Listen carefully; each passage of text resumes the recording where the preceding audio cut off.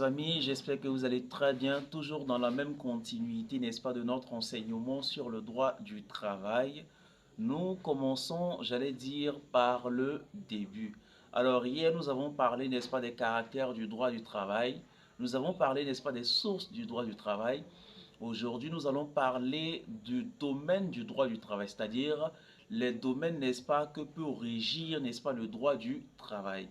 Alors, en premier lieu, nous allons parler, n'est-ce pas, du domaine d'inclusion et en deuxième lieu, nous parlerons, n'est-ce pas, du domaine d'exclusion. Alors, pour ce qui concerne, n'est-ce pas, le domaine d'inclusion, il faut savoir en réalité que le droit du travail poursuit un objectif fondamental, notamment la protection du travailleur contre les risques sociaux qui sont en réalité les maladies professionnelles, les accidents du travail et même parfois, je vous l'assure, le chômage.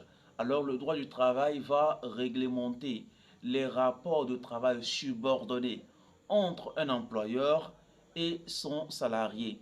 Il va également régir, n'est-ce pas, les conflits collectifs et les conflits individuels qui peuvent naître, n'est-ce pas, dans les rapports professionnels en entreprise. Il va sans dire tout simplement que l'objectif du travail plutôt, c'est de protéger le salarié, le travailleur et également l'employeur, pas autre chose. Et également, alors nous allons voir le domaine, n'est-ce pas, d'exclusion.